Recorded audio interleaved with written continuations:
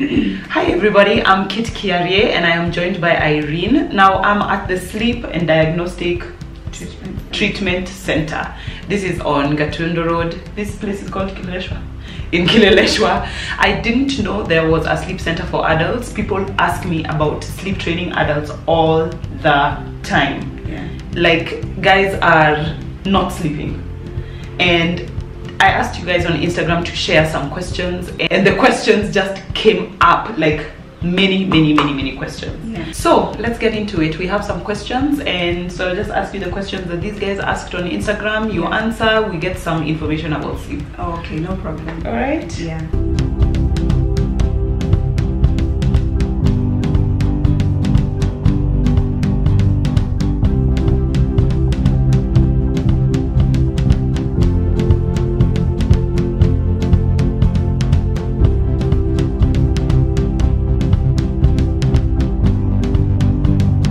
So first and foremost, there's this lady who messaged about her mom.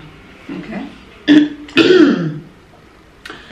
She said her dad died 20 years ago and her mom stopped sleeping. Okay. He died in his sleep. Her mom was just like, I'm done sleeping. She does everything. She works out, she eats right, she goes to bed on time. She sleeps maybe 1 hour a night. Okay. Yeah.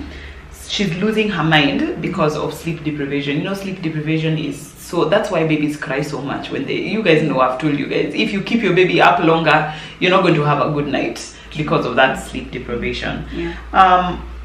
What can this lady do? What can this lady do? It's been 2 decades. So after losing the husband, yeah. So I imagine she, or after such a loss, you go through grief. Yeah. You experience grief. It may take a short time, a long time. It really depends on the person and how they process the grief. Yeah. The other thing is there is something about losing a sleep partner. There are people who can't sleep. Oh my goodness! Without a sleep partner. Because you've slept next to somebody for so long. Exactly. So that actually does affect sleep. So maybe the day that the husband left. Yeah. That was died. It. You see, died. Did he leave?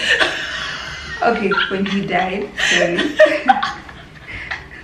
Yeah. When he died. Yeah. So because she's used to it, and maybe he was bringing the sleep environment, so now that has caused. So the combination of the grief and the loss of a sleep partner could be what would be causing. So I'm not sure about the treatments that maybe she has tried. Yeah. But I've heard she practices sleep hygiene. Yeah. Right. So she can maybe just I would advise her to do counseling, because that's what would work for her.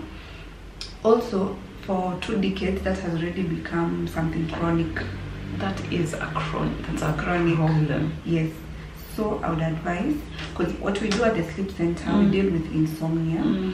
So our patients come, they see a doctor, a psychiatrist to be specific. So the psychiatrist will diagnose. Because you see, insomnia most of the time is like a symptom. It's showing you something is wrong. So when they come and see our psychiatrist, they will see, and then the doctor will tell them, this insomnia is being caused by this. Is it anxiety?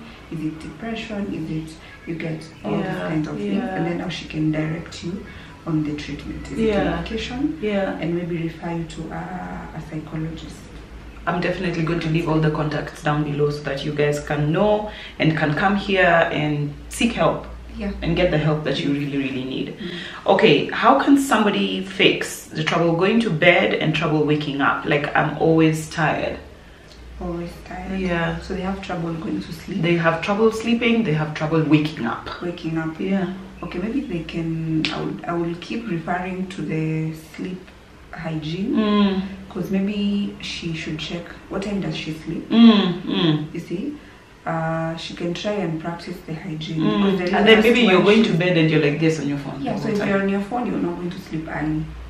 Yeah. If you're having too much screen time before you go to sleep.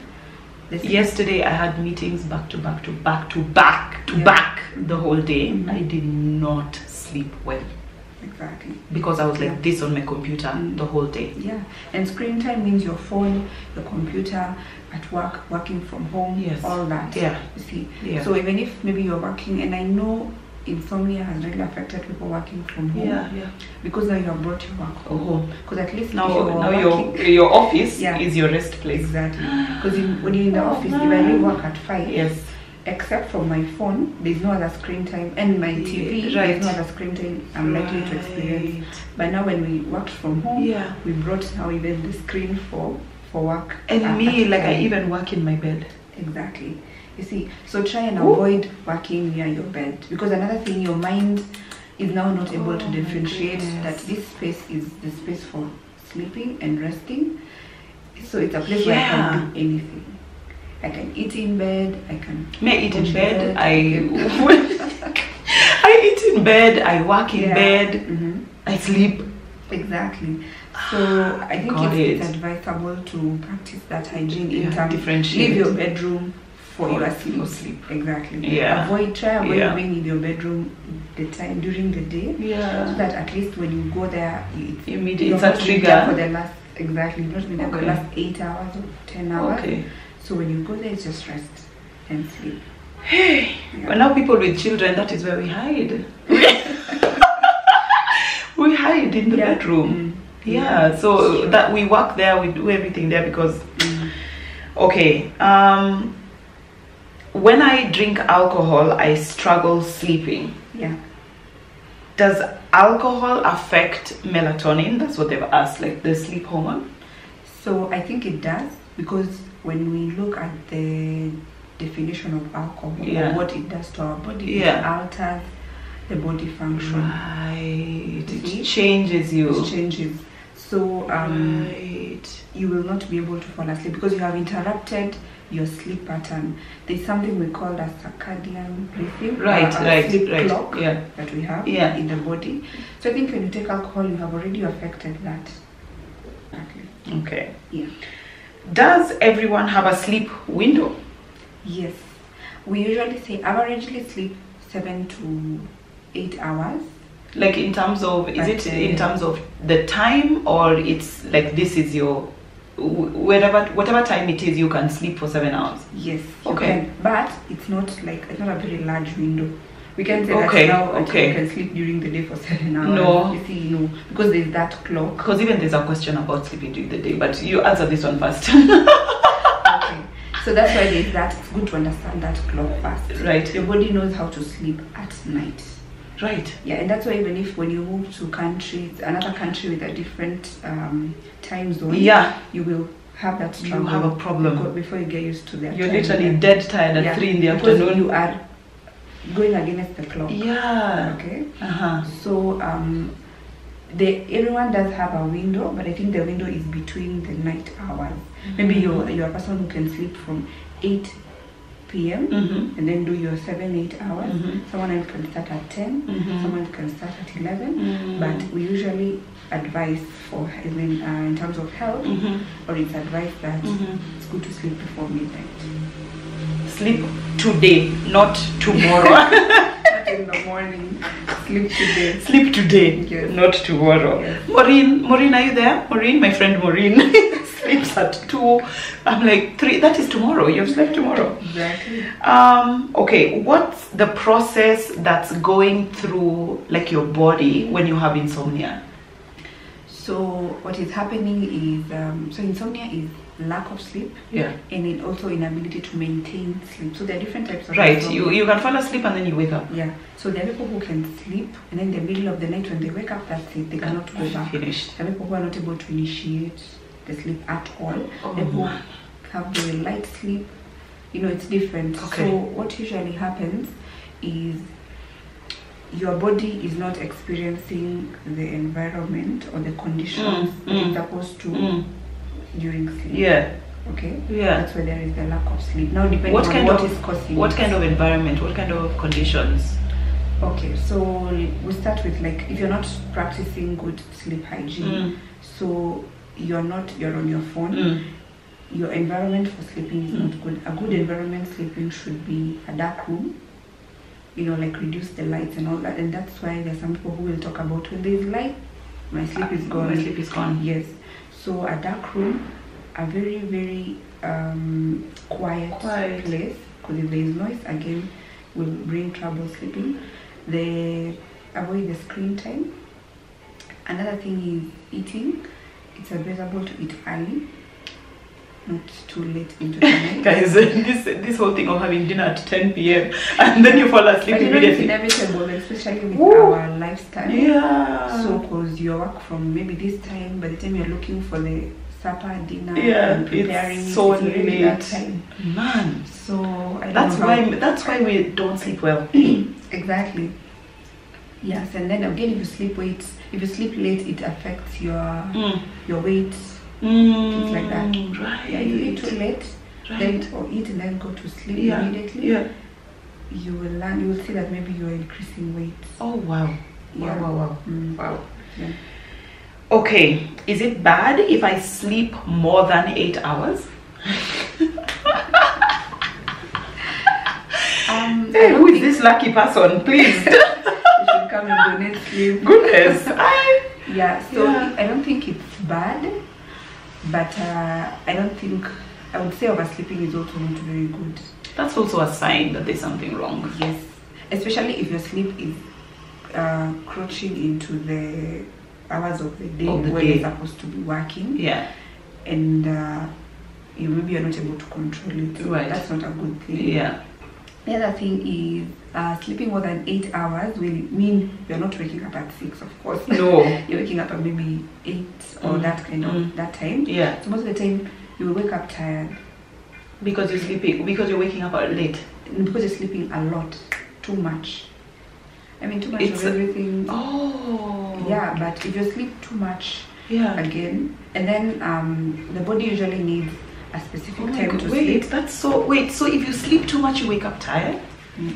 I'm sure there are people who experience that. Not everyone, but it usually happens. Okay. Yeah. It's the same like any other thing that you would do. Yeah, if it's too much, you feel bad, you feel bloated. Yeah. If you drink too much, we say water is nice. Have you ever heard where someone says water is bad? It's only hydrate. Yeah. You get classes. But if you actually drink a lot too much water, it's bad. Yeah. It can cause intoxication and all those kinds of gosh. things. So again, too much sleep, you're overdoing your body, because your body, as much as it needs the sleep, it needs to stay active. Right. Okay. Absolutely. Yeah. So maybe the person, he or she, can try and work or create for themselves a sleep schedule. Okay. Right. Maybe do the 8 hours, but then ensure that if my sleeping time is ending at 7, I'll wake at 7. That your body starts getting and at them. Get out of that environment and do something else. Okay. Okay. So I work night shifts 5 days a week. Sleeping during the day is becoming a nightmare. Yeah, that usually happens a lot with people who in their careers they have. I'm one of them, I'm a nurse. So there's days when you're up at night, there's days when you're up during the day. Yeah. Yeah, most people don't really know what that looks like. Oh my goodness. But I would say that I think 5 hours is a lot. Okay. Maybe he or she may not be able to control that. Yeah. But I think it's a lot, because even a lot of sleep. No, it's too much. You're not supposed to do night shifts 5 days a week. Exactly. You shouldn't. You shouldn't. I think, for example, where I have worked before, our maximum day for doing night shifts was 4 nights. Okay, not unless you wanted to do more and maybe increase your money or something. Yeah, but that's a really big. They can't put for you 5 nights at a go. You get? Because if you're doing that once, it's okay. Like for us nurses, you find that you do low counts. Maybe this week you'll add an extra night. You get, but you're also finding time to rest. But if the person is working 5 nights every week consecutively, that is not healthy. That's not healthy. Yes, so if you can do something about it, do. Yeah, please. If you're able to, maybe talk to the employer or something to try and maybe at least reduce. And then you see after the night, you're supposed to go immediately back to work. You're supposed to get enough time to sleep so that you return back to your sleeping clock. Do sleep oils like melatonin oil, do they work? They work. For some people, they work. There are people who sell them. And I'm saying this personally because I have had, or I've interacted with clients who came here and they say, me, melatonin, good for me. Yeah. I don't need anything else. Yeah. But another thing I also realized is that with the hormone, after some time, it stops working for some people.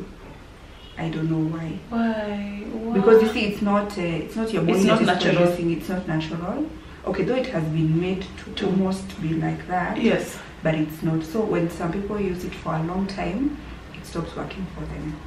Because the people who've given me such kind of history, I was using it for a long period of time. I was okay, but these days it just seems not to work. I don't know why. So when a doctor prescribed to me the melatonin supplements, and she said as soon as you can feel your body, you take it at the same time every day, and as soon as you can feel your body start to produce it at that time, stop taking the supplement. Yeah. Because now you have trained your body, now you don't need it. Yeah, exactly. So that's probably what she was saying as well. Like if you continue, then your body will forget how to do that or whatever. Yeah. The thing will not work. You're back to square one. Exactly. So maybe just, I think with all supplements, there's usually an advice or a caution to check in with your doctor, one. Yeah. And two, like these things are not replacing what you need. Yeah. In the body. Yeah. You get They're too much of supplementing. it. Yeah, they're supplementing. They're not the ones doing the job. No. They're just coming to add. To help. Exactly. So Wow. overusing is not good. Any supplement I know, don't overuse. Okay. Yes. There's someone who had asked about headaches and fatigue. Yes. When they're extremely Yeah. I mean headaches and palpitations. I also extremely get fatigued. headaches sometimes when I'm very tired. So I think it's expected. You are tired, so headaches, palpitations are likely to the things that you will experience, especially the headaches. But okay, there are studies that say that the combination of the three, fatigue, headache, and the palpitation, could maybe be a sign of something. Okay. So I would advise the person to go for a checkup. Right. Some of the To an conditions MD? that Okay. some of the conditions that maybe I have had that are related with the combination of the three is things like anemia. Because with anemia you get really tired. Oh, that's me. Yeah. Oh, So go for okay. a checkup, maybe check your blood levels, any other thing that the doctor may feel like, they would like to check for is good. Yeah. Other than that, try and work with your schedule and see how you can minimize the fatigue. Okay, so my husband is 34 years old. He cannot sleep past 5 a.m. even when he sleeps at 3 a.m. Okay. So that means How? he already has a clock. Yeah. So he must wake up at 5. Yes, so he should try and sleep early, I think. That's the only solution. That would Sleep be the only earlier. solution. Sleep And early. maybe because she's saying that because maybe, I don't know, but He maybe works sometimes late. Sometimes late. Yeah. So another thing that they usually recommend, if you are able to, and maybe it's your thing, because apparently it's not everyone's thing. If you're someone whose work is going into the night, try and take naps during the day. Aha. Naps, not too long. Again, How long is a good nap? A good nap is like at most 2 hours. Wow, that's the deepest sleep in life. I thought you were gonna say 30 minutes. No. Like, okay, you can do 30. Yeah. But Power nap. Power nap. Yes, power nap. So that at least you're able to go into the night. There are different stages Yes. of sleep and all that. Yes. So like 2 hours. If you're able to nap during the day, I think you can do that maybe 1 or 2 times if your work is going into the night. Right. Okay. Yeah. I mean, I like this one. How can I stop thinking while sleeping? I mean, there's nights when I don't sleep. I'm just lying there. Just thinking. Anxiety, like if I'm going on a trip, Yeah. or if I'm going to an event. I think that is stress. So overthinking is stress. What is crazy? Yeah, because stress will affect your sleep. Okay. So if it's really like too much that it's affecting your life, I think you need therapy. You need someone To like at least to offload on. And also someone who teach you when these thoughts come, how can I regulate these thoughts? You see, because I think when you're overthinking, there's always a trigger to it. Yeah, and it's round and round the same thing. You think about the same thing round and round and round. Yeah. You know, the way like you can be lying there thinking about an argument. I should have said this, I should have said that, but it's over and over and over again until you're blue in the face. Yeah, that's it. So I think if maybe like what you've mentioned, if it's an argument and you keep thinking about the things that you said and you didn't like that, okay, I'm not a therapist, but from the ones I've interacted with, I think when you're having arguments, try and not say too much. Or try and think on what you want to say first before you say it. Because if it comes out the wrong way or it hurts your partner or the person that you're having the argument with, it will be a trigger for you to think about later. I mean. Okay, so you guys do sleep analysis here. Yes, do you also do dream analysis? Not really, but our machine does record a number of things. It records your breathing, the heart rate, the level of oxygen in your blood, and your something called your brain waves. Like, you know, the brain, for the brain to work, there's a lot of conduction of electricity that goes on. So the machine records that, the brain waves, which I think are what causes your dreams.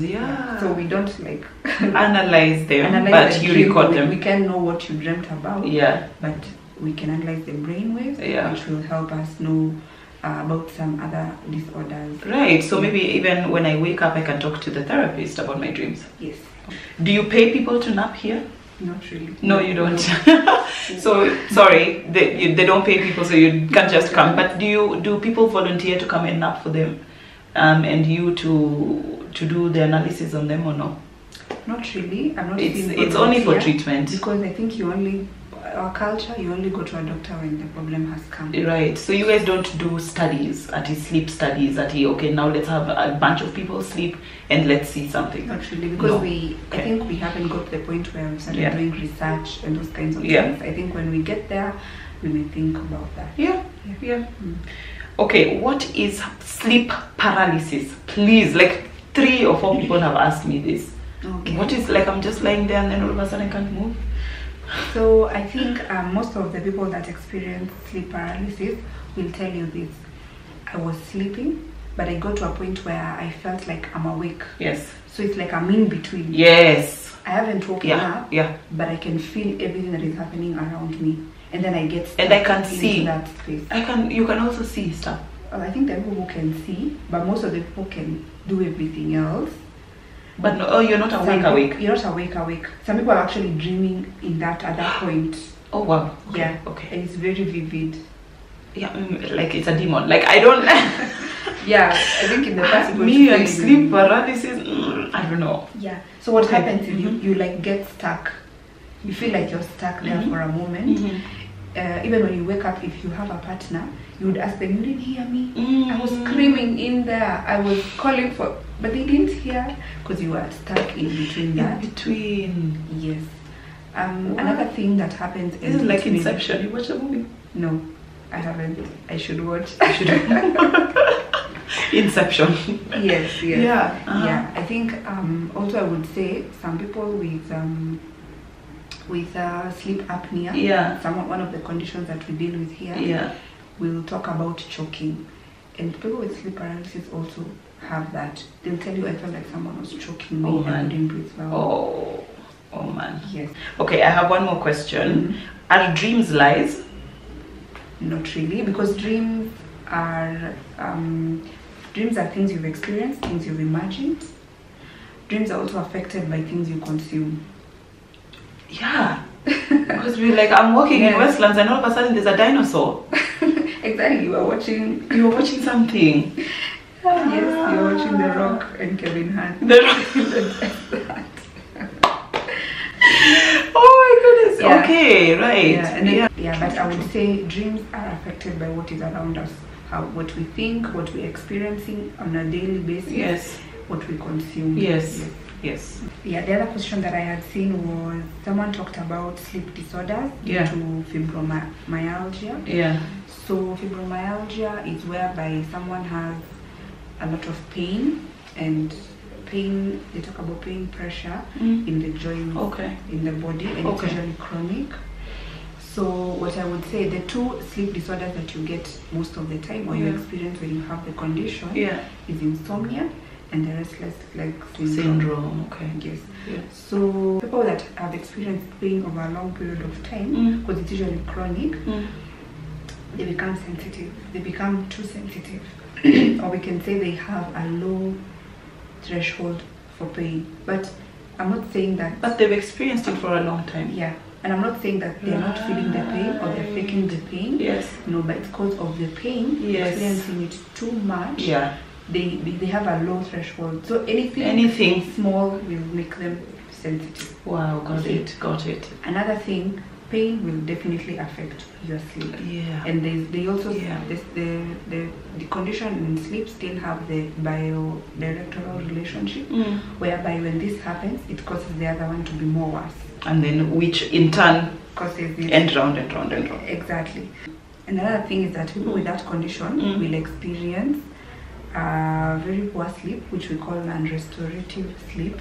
It means that you have slept, but you have not gotten more tired. You have not become nourished from the sleep. You wake up more tired than when you went to bed. Yes.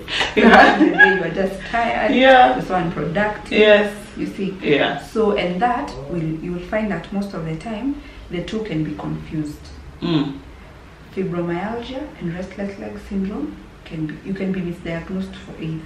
But fibromyalgia is painful. Is restless leg syndrome painful? It's not painful, but people with the condition can have restless leg syndrome. Oh, okay, got it. Okay, yeah, I get it. Yeah. Thank you. Yeah. Amazing. I hope I've learned a lot. Like there's some things I really didn't know. So I hope you guys have learned something about sleep and about sleep hygiene. I'm going to also get some information about sleep hygiene and share on my Instagram, so make sure you're following me on there. And just let's get sleeping, because sleeping affects so much else. It affects eating, it affects when I'm really tired, I eat more. Yeah, it happens. Because I'm trying to get energy. When in fact all I need to be doing is take a nap. Back. I need to take a nap instead of trying to get energy from food. You know? So that has been really helpful. Thank you, Irene. You guys come to the sleep center. It's on Gatondo Road. You can't miss it. Alright guys, thank you. Until next time. Bye.